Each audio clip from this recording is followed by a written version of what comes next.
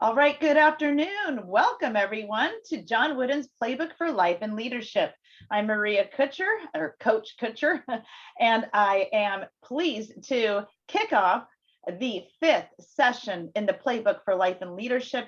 And this one is on cooperation. It is the last, as you see at the Pyramid of Success, it is the last block in the entire base of this Pyramid of Success. So super excited to have the completion of the foundation today. And we also have none other than Coach Craig Impleman here to lead us through this important block. And for those of you that may be joining us for your first time, a little background on Coach Impleman. He was a basketball coach for 13 years, including 6 years at UCLA. He is a family member of John Wooden. He's his grandson-in-law, and for 35 years he's been had the honor of being personally mentored by John Wooden himself. He delivers customized Wooden's wisdom success workshops to Fortune 500 companies and writes his weekly e-coaching Wooden's Wisdom with tens of thousands of subscribers. He's also directed his annual summer basketball camps in Southern California for the past 32 years. Coach Wooden taught at all of these Impleman camps from 1982 to 2008. And he's also the co-developer of the John R. Wooden course and is a certified presenter and coach. Success Magazine also distributes Coach Impleman's content weekly in their Wooden Effect program. And with that, I'm going to turn the mic over to Coach Impleman. Welcome. Thank you, Maria. You're awesome. So as Maria pointed out, we're finishing up the foundation today with cooperation. Let's have Coach Wooden bring us up to speed on these last 3 blocks. Coach? People have a tremendous influence on the success of anyone. We need them in every way. We're working with people in our professions, looking for success there, whether you're a manager of a Sizzler restaurant or whether you're a coach of some athletic team. You're working with others. Some years ago, I worked for almost 14 years in the development of something that I chose to call a pyramid to success. Now, of course, success is according to my definition, which is peace of mind, which cannot be attained without the self-satisfaction of knowing that you made the effort to do the best of which you're capable. And in the foundation of this particular structure, I have 3 things that all refer to others: friendship, loyalty, and cooperation. I see what you're saying. You need to have those values in place before you can build towards success. Cooperation, you see the definition in the top right-hand corner. We're going to go through that step by step. It's the block that determines whether or not you can make everybody you're working with better, as well as yourself. Coach? And then the 3rd block is cooperation. Cooperation. Working together. It's so important.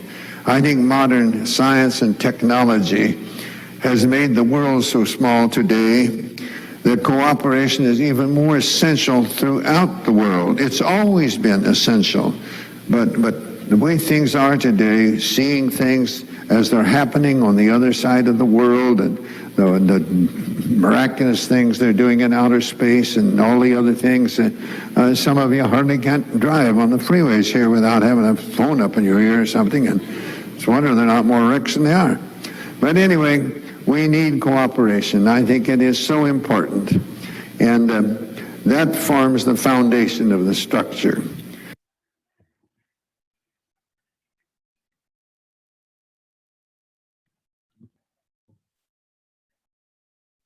I'm sorry. So that is just amazing here, Coach. He commented on this in 2001. And fast forward to today's environment, and the information highway has really taken off. We have technology advances, and we have this fast track because of COVID as well. And in this more permanent hybrid work-life balance where many employees want to work from home and many want to go back to the office, and the others want a flexible environment, people are coming and going like we've never had before. So yes, cooperation is even more vital today than it ever was. So Thank you for that. Back to you, Coach. The first part of the definition, cooperate with all levels of your coworkers. You can't be a prima donna leader and have a cooperative environment. It's all going to start with your example.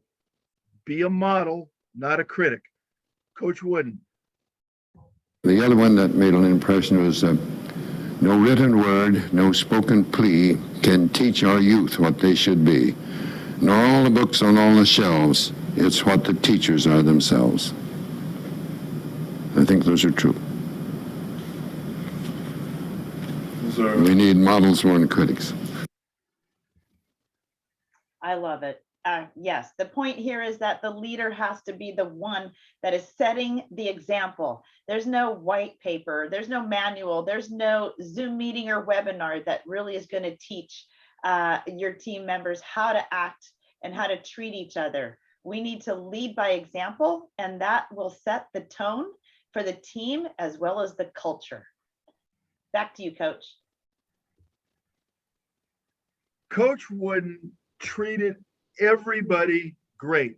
On a basketball team, there's players, there's coaches, and there's student managers. In some programs, they're towel boys. In John Wooden's program, the players picked up after themselves. The student managers were important. They were important to practice, and Coach made sure they knew it, letting everybody know they're important. Coach? You want them to feel that they have contributed. Everyone contributed. I wanted our managers to feel that they had contributed, and I didn't want them to be pickup men for our players. They're not the pickup men. We're all there to try to accomplish something. We must work together to do it. Coach Wooden modeled treating everybody great till the day that he died. And Swen tells a great story about what John Wooden did when he left the hotel room, showing consideration for others, and of course, setting the example. And I think courtesy to waiters and waitresses and other people that serve you, courtesy. I think that helps. That help you be a better team. I've never told you about this, but Nan will remember. This is only 3 months ago or so, and we were in Boise, Idaho. Mm-hmm.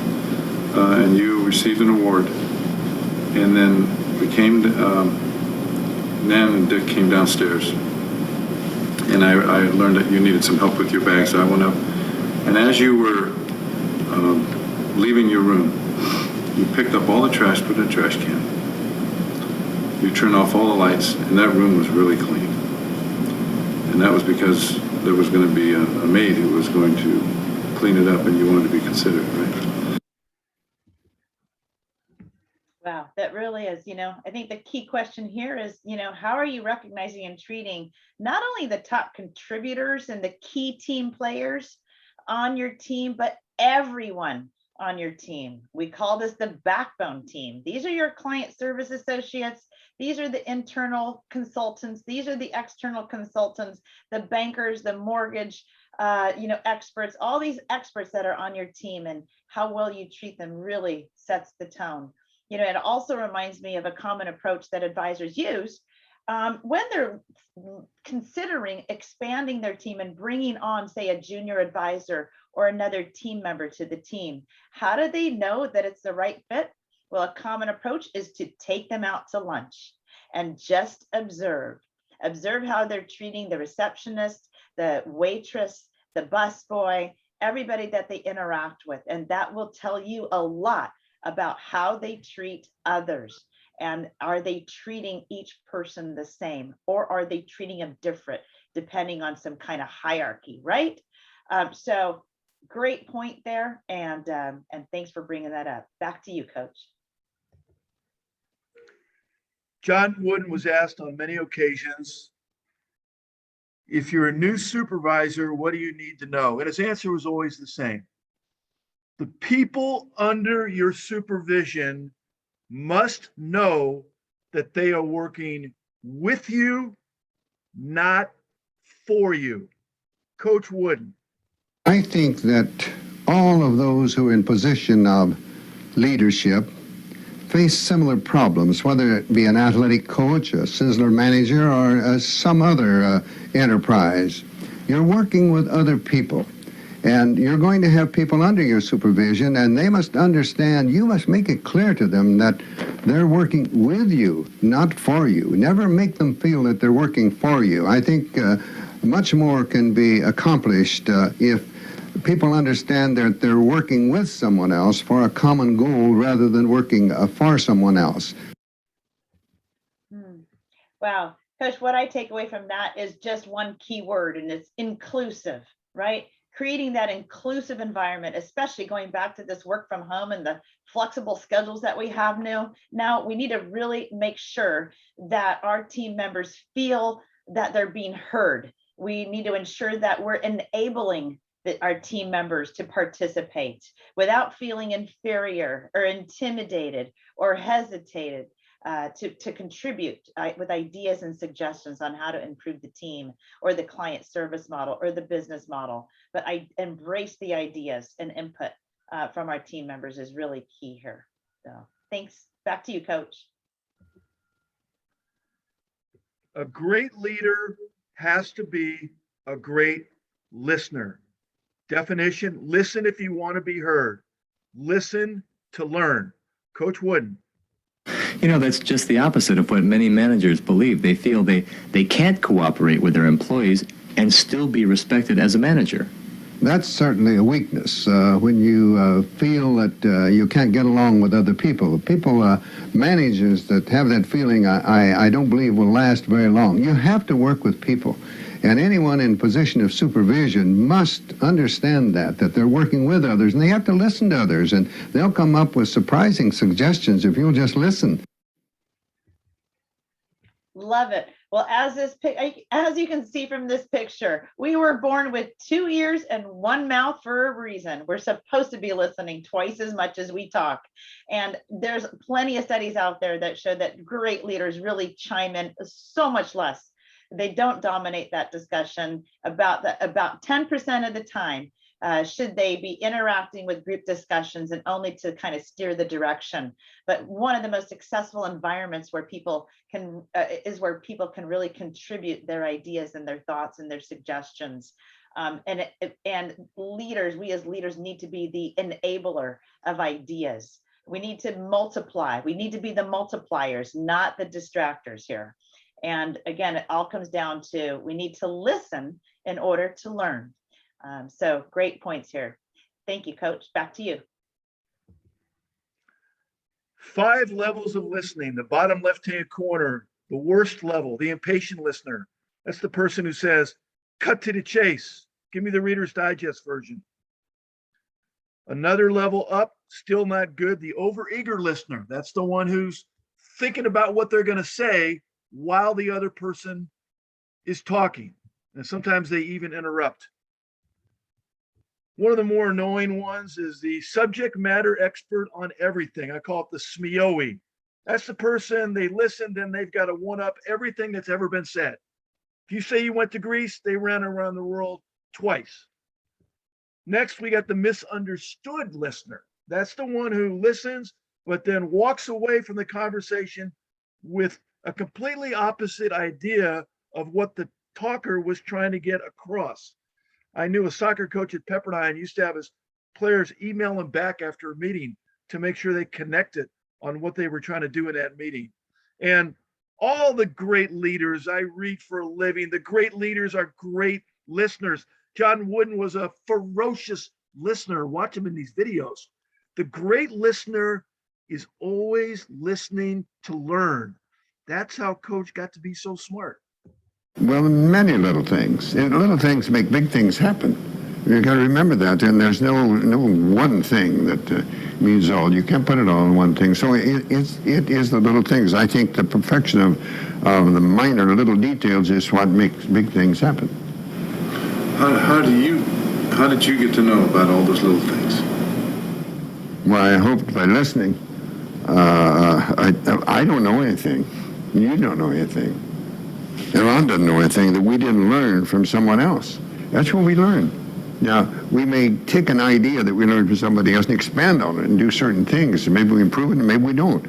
But ideas, I think, come from others in some way, from the things that we see, the models that we see, that people different ones that make an impression upon us. This is a laminated card with a poem that Coach Wooden loved. He loved to pass this card out when he met with financial advisors. A wise old owl sat in an oak. The more he heard, the less he spoke. The less he spoke, the more he heard. Now, wasn't he a wise old bird? Wow. Love it, Coach. You know, this really reminds me, you know, when he said the little things can mean a lot. And what comes to mind is Coach Wooden's example of how to put your socks on right. He didn't know that until he listened to his players complain about blisters, right, on their feet. And so that little change, that little listening, he was there in the moment, not thinking of something else, right? Not thinking of something else. He listened and he observed and he learned. And that little thing became such an instrumental part of the regiment of the team and the players before every game.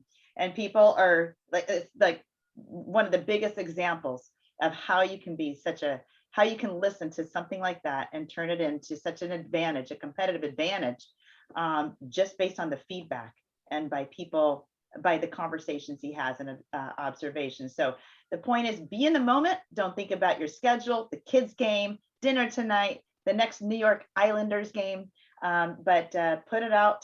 Have that full concentration on the person that you're talking to, and you'll probably pick up some really good, wise pointers along the way. Thanks. Back to you, Coach. This is where John Wooden brings collaboration into the definition of cooperation. Be interested in finding the best way, not in having your own way. John Wooden required that his assistant coaches bring up ideas contrary to his own in staff meetings. It was a requirement. And they were eager to do it because they knew that John Wooden would never throw them under the bus by blaming them if it didn't work. Let's hear Coach and Swen talk about this. What we're talking about is involving the employee in the decision-making process. Of course, it's the manager who is responsible for the final decision, but what advice can you give us about making decisions? Well, decision making is not easy. It's difficult. And only one person can make the decision, but the decisions must be made with reason and with the knowledge that you've acquired. And you can acquire so much knowledge from listening to the suggestions of others. And even though suggestion making is easy, you're going to learn a lot from suggestions. Never have those under your supervision afraid to make a suggestion, even though you may not agree with all of them any more than they're going to agree with all the decisions that you make. That makes sense. You can do that and still maintain your authority as a manager. Super important. What comes to mind here is that group think is so good.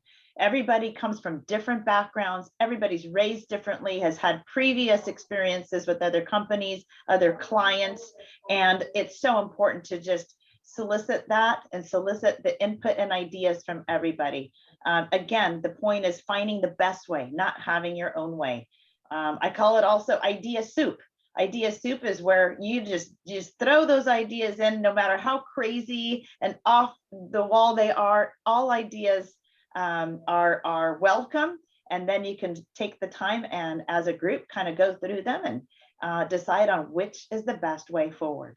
So helps when everybody participates because you have buy-in from everybody as well, knowing that their ideas and their contributions are being heard. So excellent way. Thank you, Coach. Back to you. My mistake on my last intro, that was obviously not Swen. This is Swen, and it's still on this same subject. Another John Wooden quote: when everyone thinks alike, no one thinks. And now he's going to talk about his assistant coaches. Here you go, Coach. You mentioned giving credit to the player. I remember one incident which really made an impression on me. We were interviewed by KTLA after the game. I think it was Dick Enberg, and then there was Bill and myself. I believe it was Bill and myself.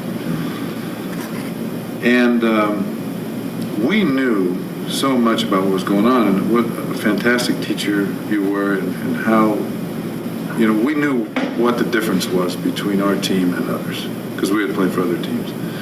We were disciplined. We never wasted a minute in practice. We worked hard. We enjoyed things. And we played together.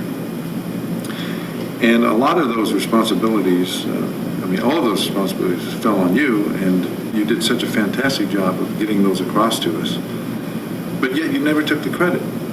During the interview, I was hoping you would say, yeah, I learned those things and I applied them, and I'm the teacher. But you always deferred the credit to us and to the team, especially to those of us who were supporting players. Was that intentional? Well, yes, I think you should do that. I think that a person in a leadership position, you want those under your supervision to be working with you. And you have to give them credit and never blame. You make the final decision. And if an assistant makes a suggestion and you accept that suggestion and use it, and it doesn't work, then don't give him blame because you made the final decision.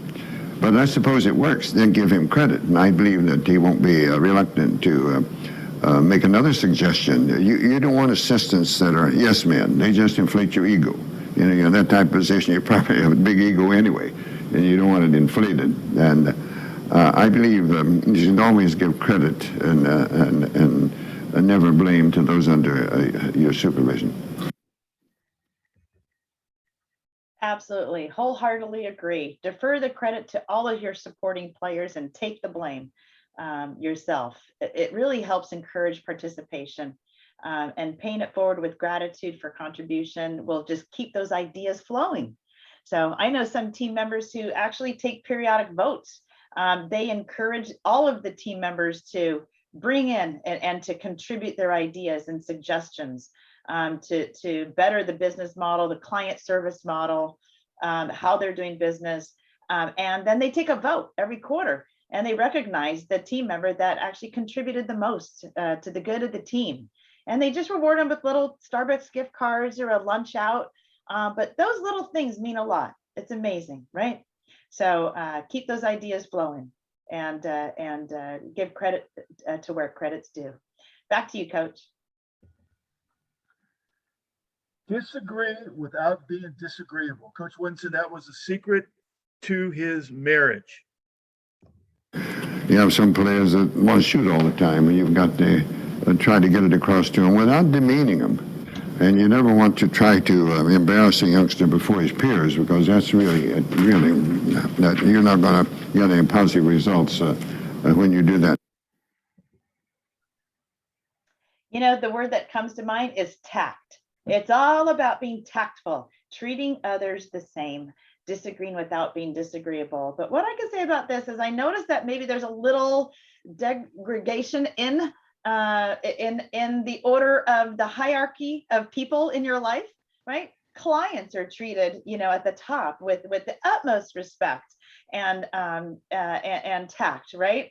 But then prospects, maybe a little bit less. You can speak your mind a little bit more because they're not clients yet. But then friends, you let your guard down a little bit more. You can get heated up in a little bit of some arguments and, agree to be disagreeable, but you can also kind of pound a little bit more. And then those at the bottom of the food chain are those that are closest to you in your household, your family members.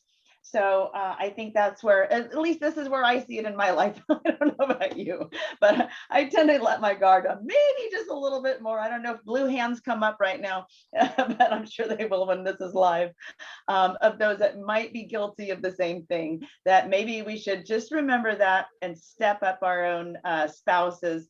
I would say kids under 18, no, they don't apply to this. None of this applies to kids under 18. You still have the dominant force, right?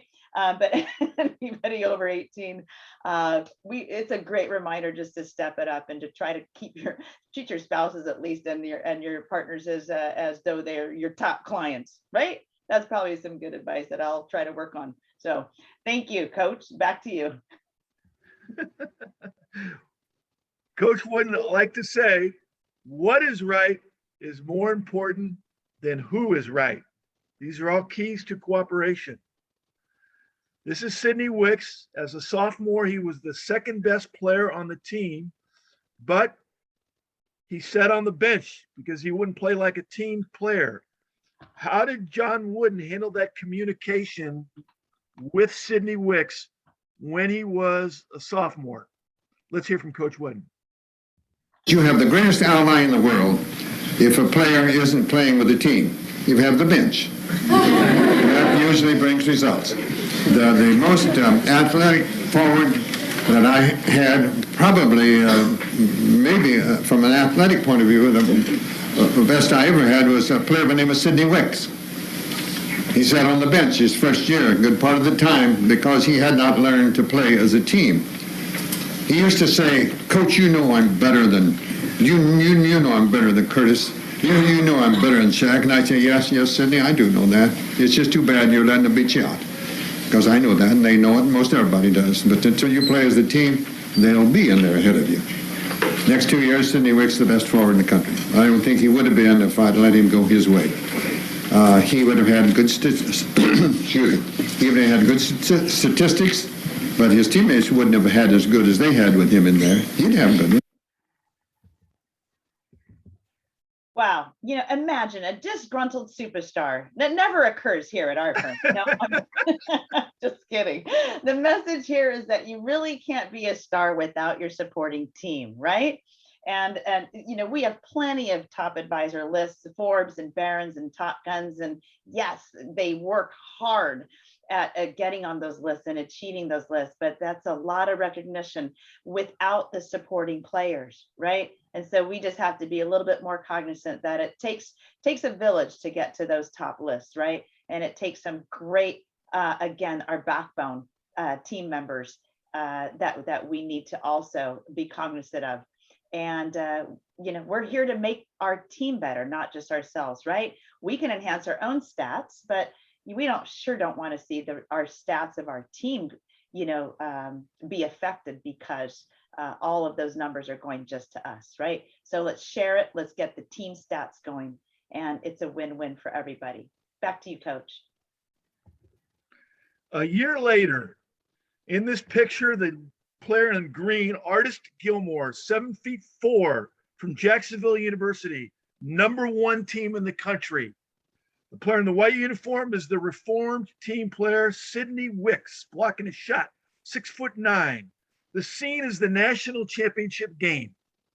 Jacksonville in green, ranked #1, UCLA ranked #2. They start the game out with Coach Wooden's strategy. Sidney getting in front of Gilmore, not letting him get the ball. Well, it's a horrible failure. Jacksonville jumps out, and they're in front in the game. There's a timeout. Wicks comes into the timeout and tells Coach Wooden he wants to change the strategy to an unorthodox one. Coach, let me play behind Artis. Let him get the ball. I can handle him. Coach Wooden listens to Sidney Wicks's suggestion, changes the game plan to Sidney's game plan. In the beginning of a national championship game, Gilmore goes on to have the worst game of his career, 9 for 29, and not surprisingly, UCLA wins its 6th national championship. Here's Coach Wooden telling the story. I remember one game that we were playing to of a later year. I had a player defending a very tall player from the opposing team in a national championship game, and I had him playing in front, and I wanted floating from the rear on the other side to be helping out in case they lobbed the pass, but it wasn't working real well. And we had a timeout, and this player said, "Oh, let me go behind him." I said, "No way you can go behind him. No way you can. You'll let me, give me a try." Well, that's what I'm trying to get him to do, fire him up. He was going to show me, and he did. And then I recall some of the reporters have said, "You certainly made a smart decision there, making that change." Don't give me credit for it. I give that credit to my player because he did that, and certainly did. But there are different things like that. You have to work with those under your supervision in different ways. I love it. Wooden took the time to listen. He understood what motivated his players. He allowed Sidney to change, to have the change of plans in the middle of a national championship game. So the best leaders really help make everyone smarter. And Wicks did that. Wooden was not the genius. He was the genius maker. He was the multiplier. So the point is really trust others on your team. Well, especially when things are not going as well, and let them prove themselves, right? They'll come up with better ideas and higher conviction, and they'll want to prove it to you. And that's exactly what Wicks did. So thanks for that, Coach. Back to you. This is a book, one of the 2 best nonfiction books I read. It's a must read. It will help you improve your collaborative skills. Don't miss it. Multipliers, that's the name of the book. You want to know if you have a cooperative team. It's an easy question. Write down a list of positive changes you've made in your business that were the result of a team member's suggestion. And then you'll know if you have cooperation or not. This month, we got a great list of things for you to work on. It's a really long questionnaire, very specific. And I'm not going to read through all these, but your job is to go through these and give yourself a score at home and work. These are solid takeaways. It's just find one little thing that can help you out. And then once you find something that has a low score that you want to work on, make that your idea for the month. I always say our team, not my team. Great list of quotes. Pick out a quote that's going to keep your mind fresh on improving cooperation. Pick one out with a high score and make that your quote for the month. Listen if you want to be heard. That's what I picked out. Your job for the month, one of the takeaways, get a habit, little things, improve your cooperative skills. One quote to help you remind doing that, and just keep working on it. Great trivia question. The giveaway is a copy of the multipliers and 4 of those laminated cards with the owl on it from my John Wooden archives. There's 8 of the cards left. We're sending 4 of them along with the book to the first person that hits Maria with the email on what was the name of the team UCLA beat for the 1970 national championship with Coach Wooden using the unorthodox strategy suggested by his player, Sidney Wicks. Get those answers in. Takeaway tools are there. You've got to use them. The library is fantastic. You got a 30-page workbook coming your way. There's little articles on everything that was discussed in this PowerPoint, but you have to do the work. And I am here waiting to help you for free. There's my email address. There's my cell phone number. Thank you. Maria, thanks for having me on the team. Excellent. Thank you, Coach Impleman. And we definitely hope you are implementing Coach Impleman's suggestions, right? And also next month, we're going to start on the second layer of the pyramid of success, right? And this is self-control, right? Practice self-discipline and keep emotions under control. Good judgment and common sense are essential. That's a little preview for next month. Thank you so much for joining this month. We hope that you are a better cooperative player and leader, and will be leading by example and really encouraging your team members to participate and share their best ideas and input for the good of the team and the good of our clients and the good for everyone. So thank you again, Coach Impleman. Thank you. All right, we'll see everybody back here next month. Stay safe and be well. Take care. Bye-bye.